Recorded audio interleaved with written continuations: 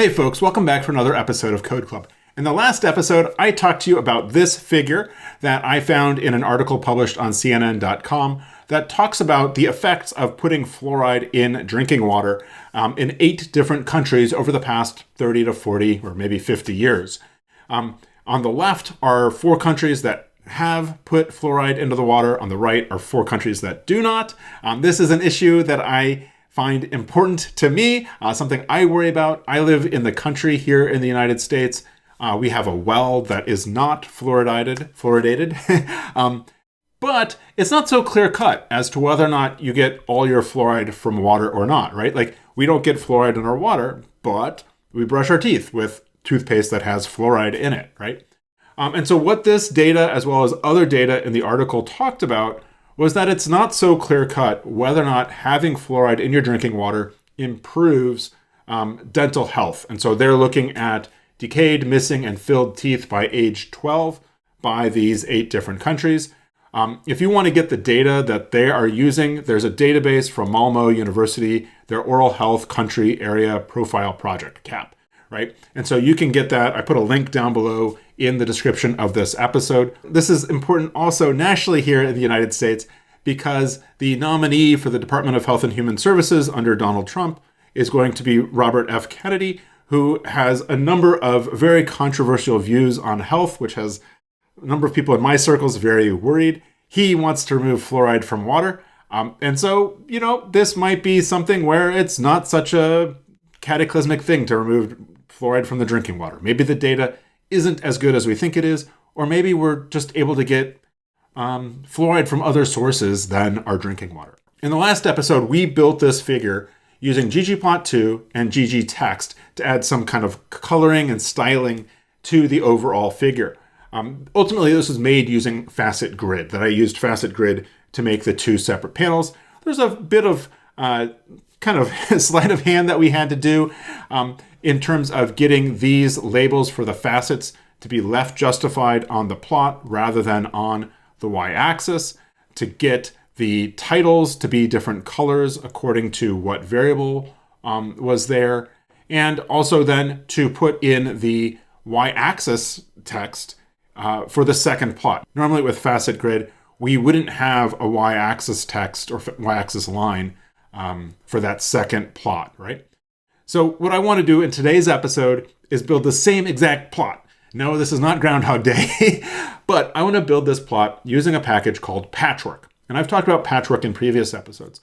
With patchwork, you would build 2 separate plots and then put them together and then add your annotation, like your title and your caption at the bottom. Here in our studio, I have already created a fluoride.r script. Starts with loading the tidyverse and then constructs the tibble using the tribble function from the tidyverse that has the data for each of the countries, their years, the numbers of malformations in kids' teeth. And these are kids under the age of 11 or 12, I forget what exactly, and whether or not that country fluoridates their water. I've also added a ggSave statement to save the output plot in the same aspect ratio as the original figure. So again, in this episode, I am going to use patchwork as opposed to using Facet Grid, which is what I used in the last episode. And my goal is to show you how we can get the same plot or very similar plot, but using different approaches. And at the end, hopefully we'll be able to compare and contrast. Because not everyone perhaps saw the Facet Grid video, I'm going to go back through and do pretty much everything over again, but doing it with patchwork. And again, the key with patchwork is that each of these patches, each plot, is generated separately, and then the whole figure is composed together. And so we'll start by making one of these 2 panels for, going left to right. Let's do the fluoridates water, and then we'll go ahead and make the does not fluoridate water, okay? And so this tribble, I'm going to go ahead and save to DMFT data. And I got to go ahead and load the tidyverse, right? And so then we have DMFT data as our data frame. And we want to start with the ones that do fluoridate water. And so we'll do filter fluoridates water. This then gets us the 4 countries that fluoridates their water. And again, for each country have 2 years. So from here, we could go ahead and pipe this to ggplot AES, and then on the x-axis, we'll do year, y, we'll do DMFT, color, we'll then do fluoridates, water. And then what we saw in the last episode was that if we were to generate a line plot at this point, it would connect all of the points from fluoridates water. But we only want to connect the points between the same country. And so then we need to say group equals country. And then let's go ahead and do geom line. Very good. We now have our 4 lines for the 4 countries that fluoridate their water. Let's go ahead and build out the rest of the geometries and maybe some of the simple theming and labels before we start composing them together. So in addition to geom line, we'll also go ahead and do geom_point. That, of course, puts our points at the end. We don't want this legend, so I'm going to go ahead and use the trick that I showed you in the last episode within theme, which would be legend.position equals none. And so again, that gets rid of the legend off to the right, and we have our line segments with the points on them. Let's go ahead then and add in our country names. And we saw before that the challenge here is that if I were to throw in geom_text, we could go ahead and we could say label equals country, but what that gets us is the country name at both ends of the lines. And we only want it at the left side of those line segments. To focus that down a bit, we can take DMFD data and we can pipe this to slice_min, and slice min will return the row from the data frame that has the smallest value, right? And so order by is kind of how we tell it what column to pick by. And so we'll do year, and then we want to use by equals country. And so what that means is that we are going to return the minimum value for each country, right? And so now what we see is that we have one row for each of the 8 countries, and these are the older time points, if you will, right? And so let's go ahead and call this DMFT label. And then what we can do in geom text, we can say data equals DMFT label. Interestingly, what we're now seeing is that we have both the fluoridated and non-fluoridated water countries showing up in our plot. And so that's because I'm generating DMFT label from DMFT data, but then I'm filtering it after the fact, right? And so I'm thinking that I want to make a function that I can run for both the fluoridated water and the non-fluoridated water, right? And so that function would take in, say, DMFT data as well as true or false for fluoridates water, right? So maybe what we could do is create another variable that I'll call DMFT filtered, and that is going to be this stuff, right? So let's go ahead and plop that in here. And so this will be DMFT filtered. And so something I like to do is to just always make sure that when I move things around and I haven't changed anything, that nothing changes. Okay, nothing's changed, good. All right, and so now what we can do is we can take DMFT filtered to generate DMFT label. And so now we only have the 4 labels for those 4 countries. Good, we're off to a good start. All right, so some simple things that we can do is to change the color of our lines and points, as well as the text. So the text, we can come in here and I'll do color equals gray 50. So that's a bit of a darker gray color. And then we can also add in here scale color manual. And we will then do breaks equals, and we're going to have false and true.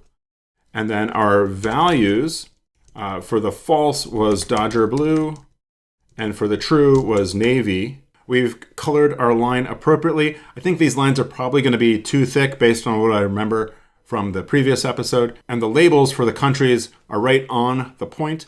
We'll probably want to end up moving that before all is said and done. Let's go ahead and play with the axes. In theirs, they don't have a y-axis line or tick marks, and they go from 0 up to 10. Let's start with all this with a theming by doing theme classic. This cleans up the background appearance considerably. Let's go ahead and fix the scaling on that axis. And so we can do scale y continuous, and we'll do breaks from 0 to 10 by 2. And then my limits are going to go from 0 to 10. Now we have our y-axis scaling looking good. Let's now turn our attention to the y-axis. And so we'll go ahead then and do scale x continuous. We'll do limits from 1970 to NA. NA is going to pick a default maximum value based on the data that's there. And then we'll do breaks. And it's going to go from seek 1970. And I'm just going to make up a number later than the real data, which will be 2030. And I think it goes by tens. And so now we do see that we've got the years going across the x-axis. I am noticing that I have a 0 here for the breaks on my y-axis. So that's not right. Oh, I guess I never fixed that. So that should be a 2. Okay, that's better. But we have expansion on, right? And so by default with ggplot2, it adds some padding around your limits. I don't want that in this plot case because, at least for 1970, it's right at the edge, and the 10 is probably right at the top. So let's go ahead and turn that off. We could do that within each of these scale continuous functions, or we could do chord Cartesian, and we could do expand equals false, and add that in. Now what we see is that like 1970 being the limit goes right there, 10 being the limit, it goes right there. This is probably like 2021 or 2022. It's going right there, and so then we're getting it clipped. And so I'm probably going to then want to set the maximum value on the x-axis. So let's go ahead and see what we get for our DMFT data as being the max. And so we can do summarize on DMFT. It's upset with me because I did something wrong. Oh, because I put DMFT rather than max DMFT. Okay, and so that's 9.9, and I don't want DMFT, I want the year. So 2022 is the max year. And so instead of that NA, I'm going to put 2023. That'll give us 1 year of padding on the right side. And so now we don't see that being clipped. And I think that's looking pretty good. We also can get rid of the labels on the X and Y axis. So I'll do that here before the theme. I'll do labs, X equals null, Y equals null. That gets rid of those. Of course, now Brazil is getting clipped up here at the top, but we want to put in a title. So in here, we'll go ahead and put title. And in the original, it was fluoridates water. Okay, and so we'll put that in for fluoridates water. I know that in here, I'm going to want it to be left justified on the plot. So their title, or subtitle, if you want to call it that, is left justified on the plot rather than on the y-axis. By default, ggplot will left justify things on the y-axis rather than the plot. And so to change that, we can do plot.position equals plot. Oh, and I put plot position. I think I meant plot title dot position. All right, that's better. Now we see fluoridates water is left justified. We're going to want this to be bold, and we're going to want it to be that navy color. And so we'll come in here, and so we'll do plot.title element text, and we'll do color equals navy, and we'll do face equals bold. And let's go ahead and do size equals 10 for now to have kind of a filler value there. And so very good. That is bolded and that's left justified, and it's that same blue color as our lines. I'm going to go ahead and turn off the clipping for the overall plot so that we can see the top of Brazil here. I think that will also serve us well going on with this project. And so here within chord Cartesian, I can do clip equals off. And so now I see I've got the top of Brazil. So again, what the clip does is it basically draws a rectangle for the whole, the plot, right? So if I do something like this, where I've got kind of this box drawn, anything outside of that with the clip on gets removed. But if I do clip off, then it removes this barrier or this boundary and shows all of the plotting elements, okay? So let's go ahead and remove the y-axis line here. And we can again do that with axis.line.y equals element blank. That gets rid of that. We'll also want to get rid of those tick marks. And so we'll do axis ticks.y. Oh, and I need a comma. That gets rid of those tick marks. We do want those horizontal grid lines. And so for that, we'll do panel dot grid dot major dot y equals element line. And that gets us our gray grid lines. Good. So I think this is a pretty good start for our plot. We've got this left side, and now we want to do the right side. So what we could do would be to take all of this from lines 28 to 52, and I could copy it. And then I could change basically 2 lines, right? I could change, actually, no, I'd be from 23 down to 52, right? And I could change 2 lines. So this filter statement as well as the color, right? But that wouldn't be dry because I can guarantee you we're going to go in here and we're going to change line thicknesses, we're going to change line colors, we're going to change placement of points. And so that is going to be a train wreck, right? What I'd like to do is have a function to build the slope plot. And I can then pass that my DMFT data and whether or not we're going to fluoridate the water, right? All right, so let's make a function. So we'll say draw slope plot function. And that's going to take in data and fluoridates water. And then we'll put in our curly braces to define the body of the function. And we'll go ahead and tab this over and close that out. So this will become data. So because I have a column called fluoridates water and a value, it's going to be trues or falses, I'm going to say logical fluoridates. I'm going to say, does fluoridates water equal logical fluoridates? I think that will do it for us. So I'm going to go ahead and draw our slope plots. So that defines our function. And we have draw slope plot. And we'll put in here DMFT data. And we'll do true. So that gets us true. And then what happens if we put in false? This then gets us the false values, right? But our title is wrong. Let's see, how can we fix that? We'll do if else logical fluoridates. So if that is true, then our title, let's make this R, if it fluoridates, then we're going to do fluoridates water, right? So we'll put that in and we'll replace this with title and we'll put that there. If that's not true, then we'll say does not fluoridate water. And let's put this over a couple lines so it's easier to read. And then we're going to want to do the same thing. So we'll call this title text. And let's reflow this. I can do that with Command I. Good. And then we'll copy this down and we'll do title color. If fluoridates water, then it's going to be navy. And if it doesn't, then it's going to be Dodger blue. And then down here we have title, but that needs to be title text. And then here the color needs to be title color. And let's see how this works. So we'll go ahead and reload the function. Now we see that we have does not fluoridate water in Dodger blue, matching what is on the right side of the original CNN figure. So let's go ahead and put it together. We'll then put on the overall title of the plot as well as the caption, and then we'll start fiddling with the sizing and placement of things. All right? Cool. So to do that, we can define our plots, right? And so we'll say fluoridates,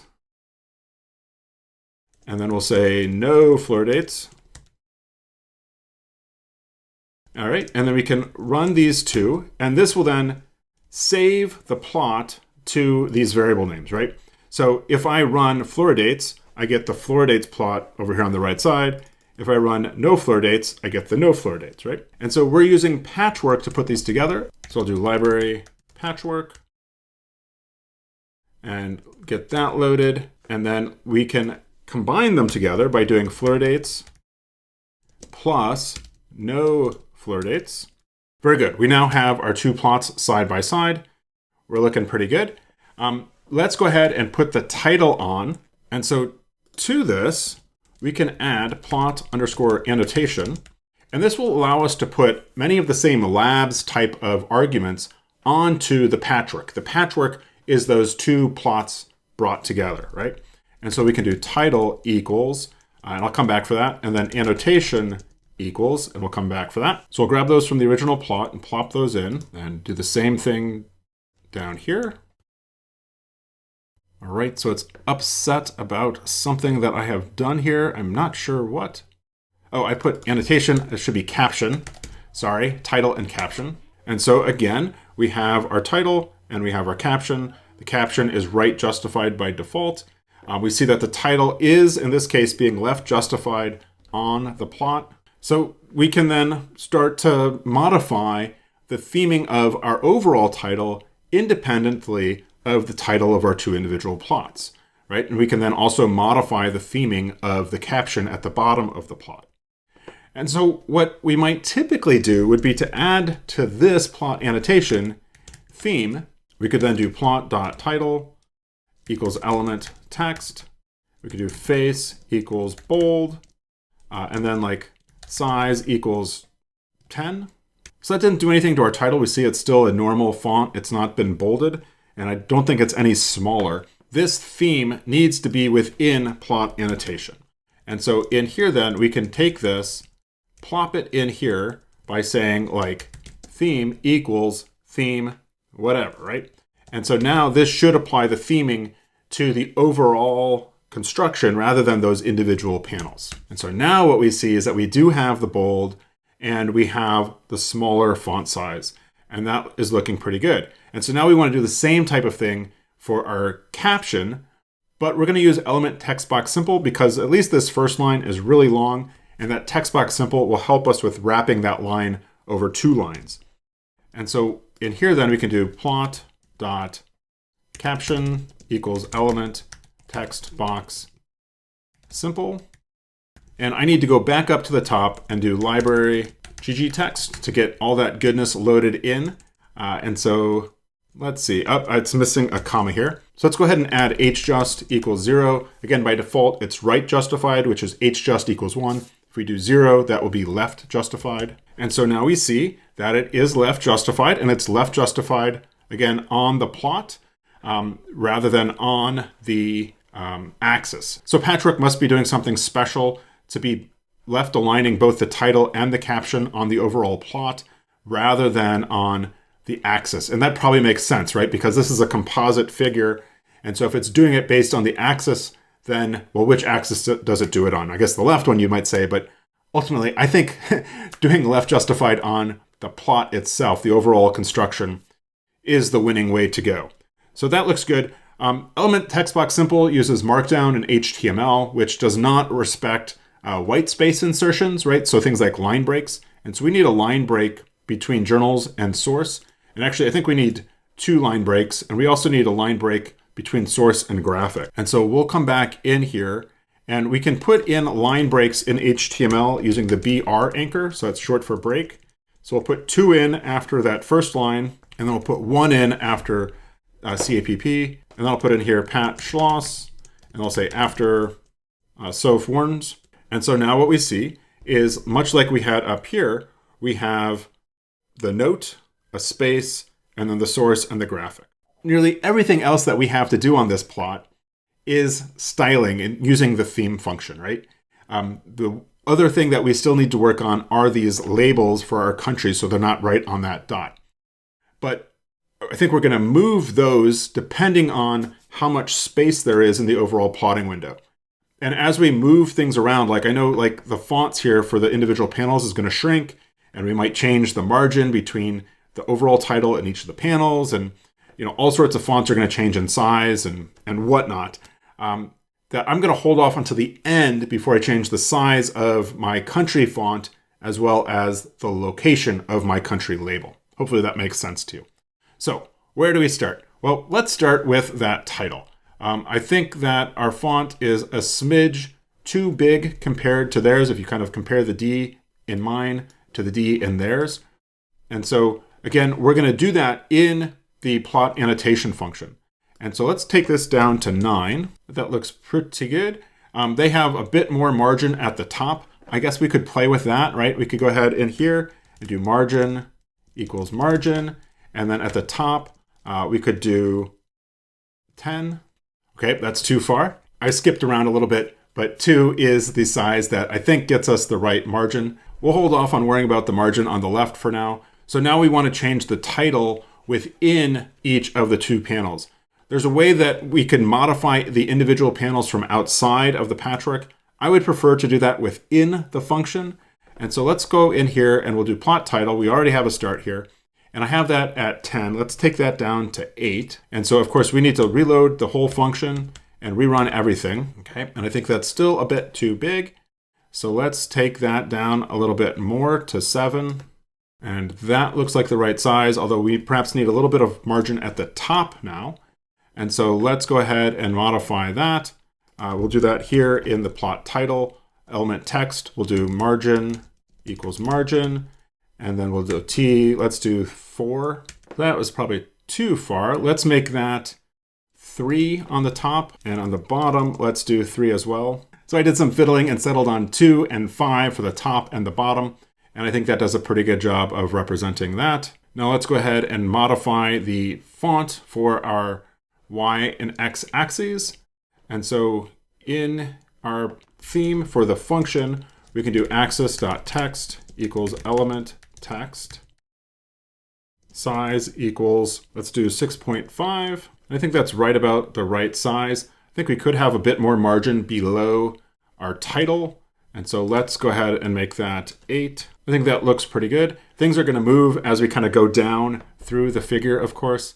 Our lines, our grid lines, are a bit thicker than what they have for theirs, right? So let's go ahead and shrink that. So again, that was the panel grid major Y. And we can do line width equals 0.1. And we'll do color equals dark gray. And that reminds me to make color dark gray also on the text right here for this axis text. Oh, and got one too many commas, so we'll remove that. Okay, and so I think that line width is a winner.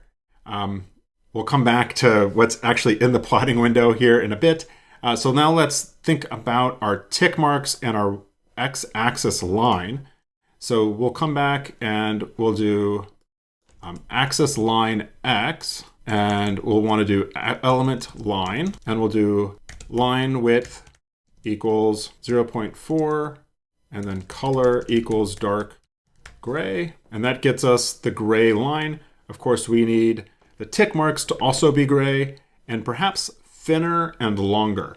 So we can do that, again, back up here, we'll do axis ticks dot x equals element line, line width equals 0.1, color equals dark gray. We'll come back and worry about the length here in a minute. And so, yep, those probably too thin. So let's take that up a bit. I had 0.1, let's make it 0.2. So I think that's a better line width. Let's make it longer now. We can do that with axis.ticks.length.x, and we'll give it unit. So we'll do unit, and let's do like 4 point, and I think that is a pretty good length. So now we want to go ahead and modify the size of the font in our caption here. That was down here, right, with plot caption. And again, we can do color equals dark gray, and we can then do size equals, what did I have back up here, 6.5. I think we want to go with 7. I think that's pretty close to the right size. Maybe it could be like 7.5. So much fiddling, right? Okay, I think 7.5 looks right. My font is a bit different than their font, so I'm not super concerned about getting everything just right, but I want to do a pretty good job of representing what they've got. They then had a margin above the caption, right? And so let's go ahead and raise that a bit. And so we can, in here then, do margin equals margin, and then the top, let's do 10. And so that brings it up. We can go up a little bit more, I think. So let's take that up to maybe 14. And I think that we could probably go up a little bit more. Let's go up to 15. So I think that looks pretty good. One little difference I notice is that I have scientific journals on the second line here, whereas they just have journals. I'm not super concerned with that. Maybe our font is a little bit too big. So let's take this down to 7. That doesn't get it down to one line, but you'll notice over on the right, there's like an extra space for scientific. And I'm kind of wondering about the margin. And I think, I don't know, I think they've got a wider right margin. And although they go into the margin, we have a wider left margin. And so maybe if this went over to the left a smidge, that would do better. So let's see how we would go about doing that. So maybe down here we could do theme. We could then do plot.margin And then we could do margin. So on the left, let's do 5. So I feel like that made the right margin 0. And that was weird. So let's make L and R 5. And so that brings things back to the left a little bit. And I wonder if it's not doing that for the entire patchwork rather than the individual plot. So let's go ahead and put plot margin inside our plot annotation. Because I think what we're getting by putting it down here is the margin around each individual plot. So that would make sense. So let's go ahead and try this. And yeah, I think that is modifying then the margin around the entire plot. So I think the take home is that if you want to modify the styling, the theming of the overall, the composition, then you want that theming to be within plot annotation. If you want to modify the individual plots, then you want to do it outside in its own theme function. And actually what's getting modified in the theme function is the last plot that you generated. So it would have been the one on the right. So let's go ahead then and drop this down to say 3 and 3. So that's getting close, but it also removed the margin at the bottom and the top. And so let's go ahead and do 2 and 2 all the way around. So the T equals 2, left, right, bottom equals 2. And so I think the left and right are probably pretty good. The top and the bottom could probably come in a little bit more. So let's make the top 5 and the bottom 5. And I think that is a win. All right, so now we need to think about what we're actually plotting, right? We get so focused on kind of the styling and the aesthetics of everything that sometimes I think we might lose sight of the overall plot and what's going on. All right, so let's go ahead and make our lines thinner and our points smaller. We can do line width equals 0.3. And for geom point, let's do size equals 0.7. And so I think that does a pretty good job of matching the line width as well as the size of those points. We now want to shrink down our font of our geom text. And so here in geom text, we can then do size equals 7, and we'll do size.unit equals pt. And so I think that does a pretty good job of getting us really close on the font. Now let's go ahead, and I'm going to have New Zealand wrap over 2 lines like they have here. And so back up at the top, we have New Zealand, and I can do \n to insert a line break. And I need to insert that for both rows of New Zealand data, because when we do group as an aesthetic down here in ggplot, where was that? Here, right? It's going to connect the points from the rows that have the same country name, right? And so now we see New Zealand is over 2 lines. There's a bit of space between New Zealand. It's not exactly double space, but it's not as tight as what we saw up here in the original. So we'll come back to geom text, and we'll do line height. And let's do 0.7. And that brings New Zealand in quite a bit. We could probably go up to 0.9 and no one would know. All right, so that looks great. Now we want to think about moving our labels off to the side so that they're not right on top of the point. So one approach we could do would be to say mapping equals AES x equals year minus 3.5. And so what this is going to do is say, instead of using year for the x-axis, subtract 3.5 from the year. And so then that moves all of our labels over to the left, right? And so we saw this in the last episode. Another approach would be to customize the placement of those labels. So I've tried to automate this before with something like ggRepel.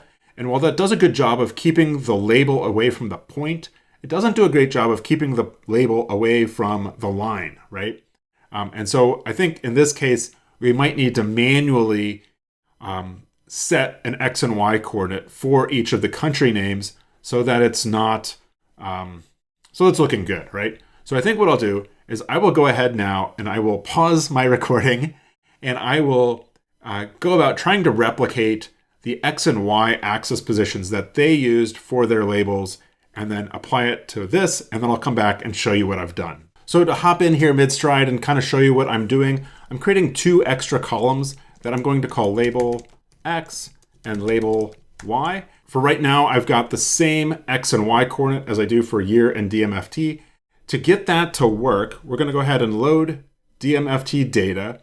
And then down here in the geom text, our X is going to be label X, and our Y is going to be label Y. And what you'll notice is that the labels are right back up on top of the points. And so now what I'm going to do is manually go through and play with the positioning of these label X and Y coordinates. Be right back. So what I have done is to come through and assign customized X and Y positions for the labels. You'll notice that I have done, I think, a better job of dealing with things like Japan, whereas Japan before was going off into the 6. New Zealand had the D going into the dot. The Brazil was kind of a mess, right? And so now what I have does a better job of representing what they had. And I basically went through and kind of picked my own coordinates. There's only, I don't know, 8 different countries here, right? So it wasn't too much work to customize the location. If I had to do like 20 or 30 of these, that'd be pretty painful. But I think this is fine doing it with 8. For the second value, I then put in NA values. And so my thinking is that maybe I can also then simplify my code with the DMFT label, where instead of using the slice min, I think I can get away with doing drop NA on DMFT filtered. Okay, so let's go ahead and see if this works with the drop NA. So I didn't get any error messages and everything looks as it is expected to. I'm pretty happy with the overall way that this turned out. Let me know what you think. I think my gray is a little bit different than their gray, but who cares? That's not the point, right? The point here was to build the same plot that we previously built with facet grid using patchwork. I think I did a pretty good job of recreating what they had. I'm going to go ahead and change the name of this file to be fluoride patchwork. And I'm going to open up the fluoride facet grid. So now I have opened up the patchwork version as well as the facet grid version. And you'll notice that with fluoride patchwork, I of course have to add the patchwork library. I did make the modification to get the positioning right. I could have done the exact same thing with facet grid. That's not really a difference here. One difference is that I did need to make fluoridates water a factor with the facet grid approach. And this was to make sure that the fluoridated water countries went before the non-fluoridated waters, right? The way I resolved that with fluoride patchwork was down here. When making the patch, I just specified the order of those two plots. So that was pretty simple. Coming back up here, we saw the stuff with the labels, of course. I had to make a special vector with the facet grid so that instead of having true and false, that I could then say fluoridates water does not fluoridate water. I also then used ggtext to insert some HTML and CSS to get the color to be right. And so that's not something I really had to do with the patchwork approach. However, I did have to make separate variables for title text and title color based on the value of logical fluoridates, right? So that's a bit of a difference. Of course, I had to make a function to generate the two plots. And so that's something that was very easily handled right here with facet grid. That facet grid basically did all this kind of structure of building the function. And then from there, the rest of the plot is basically the same, right? I didn't have, with facet grid, I did have to manipulate the strip, the piece of text above each of the facets. I had to do a bit of a kludge with the facet grid to have a negative margin. Anytime I have to use a negative margin, I feel like I'm not doing something quite right, but that's the kludge that had to be used. Regardless, and then we also had to use that strip clip equals off. And so that was a bit of a kludge to get the text, the title, to be left justified on the plot rather than on that y-axis. I didn't have to do that with patchwork, but then again, I still had to do some amount of styling with the title to get that to look right and to be the title color variable, right? Let's see how many lines these each have. So this was 95 lines of code, and this was 78 lines of code, right? And of course, you can play games with numbers of lines of code, but it's interesting that the facet grid approach actually was a few lines shorter than using patchwork, actually about 17 or 18 lines shorter. I'd add that some of the theming was also necessary because I'm building someone else's plot. And this isn't necessarily the way that I would build my own plot, right? I'm fine, actually, with having numbers on the first panel and not on the second panel. And so that would be actually fine for me if I had the title left justified on the y-axis line for both of these plots, right? I wouldn't, that would only be a problem if I was trying to recreate someone else's figure. This isn't something that I would come up with on my own to try to do, just because my own aesthetic is that I don't really like having these numbers. I know some people do, but I feel like if you've got the grid line, then you can just easily rip across your eyes to kind of see, where is 8 over here? It's always right there, right? So again, that's kind of a personal difference. And so one of the challenges when we're recreating other people's figures is we're learning how to use parts of ggplot2, ggtext, patchwork, these other packages. But at the end of the day, we got to build the figure that we're going to build, right? We're learning how to use the tools by recreating other people's stuff. But when we're creating our own figure from scratch, then we do it the way we do it, right? And the way that our tools are most naturally designed to be used. And so in some ways, this is a bit of a fiction, what I'm trying to do here. But on the other hand, I think at least for me, it really helps me to learn more about R and using ggplot2. Of course, it also forces me to think deeper about why people are doing this. Why do people put these numbers in here in the middle? Why are these two separate panels? Why isn't it just one panel, right? And I suspect maybe because it gets too busy to have these 8 lines with labels on top of each other. I don't know. But let me know what you think. Did you prefer the facet grid approach or the patchwork approach? If you want to see that facet grid approach again, up here I've got a link. I think I linked to it earlier in the episode. You can go back and watch that and tell me what you think about the code. Again, the code for this episode is linked down below in the description. I'll also put a link to the code for the previous episode so you can go and compare them side by side, see what you think. I'd also encourage you to take what I did here with the label X and Y and see if you can't apply it back to what we had done previously using the facet grid approach. All right, so thanks again for watching this. Hopefully it wasn't too redundant with the previous episode.